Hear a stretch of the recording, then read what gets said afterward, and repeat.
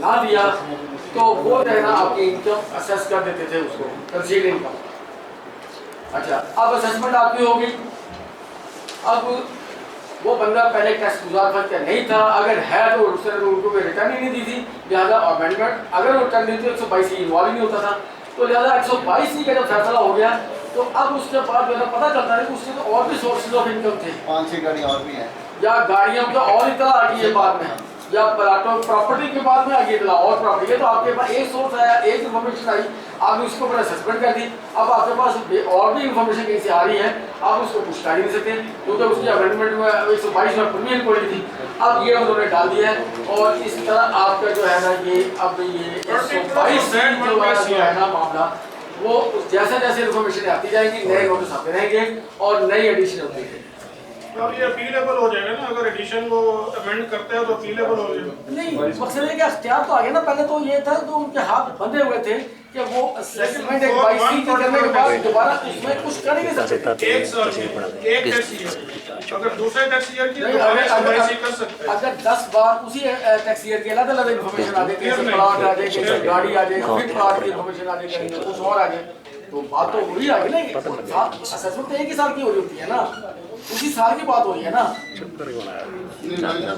बात ये है पहले तो जिस पर असेसमेंट हो गई अगर वो 2 मंथ्स में आपने रिटर्न फाइल की नहीं की तो फाइनल,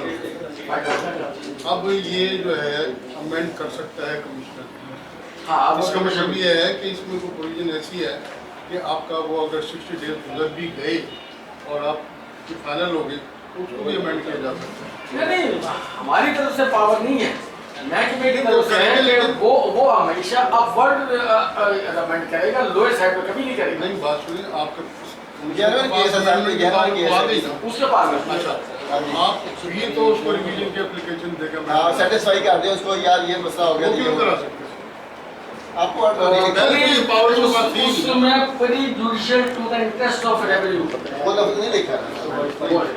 लिखा तो नहीं है ना, लेकिन वो उसकी पावर तो अमेंडमेंट की पावर तो बोथ साइड्स आ गई ना, उसको ये मिल गई पावर के वो अपनी असेसमेंट को भी अमेंड कर देगा जो उसका ऑफिसर मिल गया। अब उसके पास अमेंडमेंट की पावर है, रिवीजन की पावर तो मिल जाएगी। रिवीजन की पावर जो है ना, मैं नहीं समझता कि कोई इतनी लॉजिकल रिवीजन है, क्योंकि मैंने पूरे अपने कैरियर में एक बार जो है मैंने रिवीजन अप्लाई की थी और कमिश्नर जो था वो ज़रा वाकिफ था, और यानी रिवीजन दाखिल कराने के बाद वो चला गया, बार लेकिन मैं वो रिजेक्ट कर दी, उसके बाद कोई रैप नहीं मेरे पास। भाई साहब, बात ये है कि ये और बात सर मेंबर के पास प्रिंसिपली आपकी बात है, लेकिन रिवीजन का रिस्क बंदा बाहर यानी कि लेना नहीं चाहिए, क्योंकि उसके बाद आपके पास रेमेडी कोई नहीं होती है। नहीं, वो ठीक है, लेकिन मतलब है कि मैं ये करूँ कि ये प्रिविलेज जो अभी अगर किसी अंडरस्टैंडिंग है तो अंडरस्टैंडिंग पैदा भी की जा सकती है, ऐसी बात पहले ही की जाती हो। ये 122 थी प्रोविजनल असेसमेंट, पहले इसमें कोई क्लियर नहीं था कि कंपनी अगर अपनी रिवाइज रिटर्न और अपनी वो रिटर्न फाइल करना चाहे 122 के फैसले के बाद तो वो क्या करेगी। अब इन्होंने वो कर दिया है कि वो अपनी रिटर्न ई फाइल करेगा, जो सूरत में ई फाइल है, और उसके साथ अपनी ऑडिटेड अकाउंट की कॉपी, उसकी बैलेंस शीट वो वेस्ट पेमेंट बनी होती है। लेकिन जो है वो एओपी का मतलब अभी तक मैं के लिए नहीं हूँ, क्योंकि एओपी की जो बैलेंस स्टेटमेंट नहीं होती, यहाँ लेवल बैलेंस स्टेटमेंट है या अब लिमिटेड कंपनी की बैलेंस शीट, एओपी की जो है वो बैलेंस शीट ही होती है उसकी बैलेंस स्टेटमेंट, तो वहाँ ये प्रोविजन अभी नहीं देगा। लेकिन वो जो आपका 36 116 भी अवेलेबल है, उसमें कोई ऐसा था क्या यार ऐसी जगह पे रखिए तो पिलर आ गया तो कटिंग नजर नहीं आई। ये बड़ी है तुझे अपने एक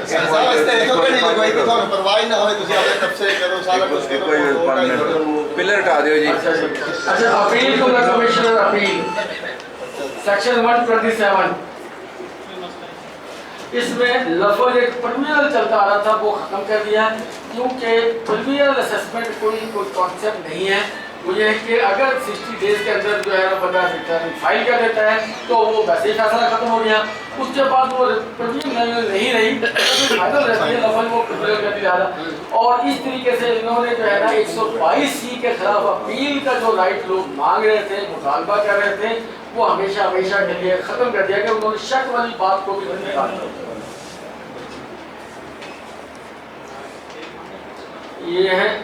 ये सेक्शन 128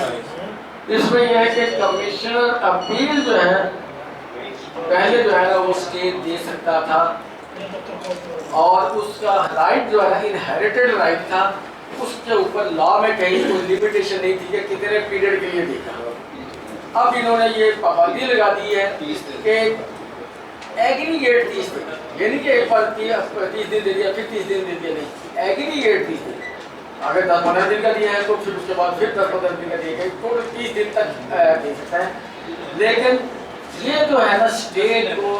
ग्रांट करने से पहले वो पाबंद होगा कि वो जो कमिश्नर या डिपार्टमेंट है उसको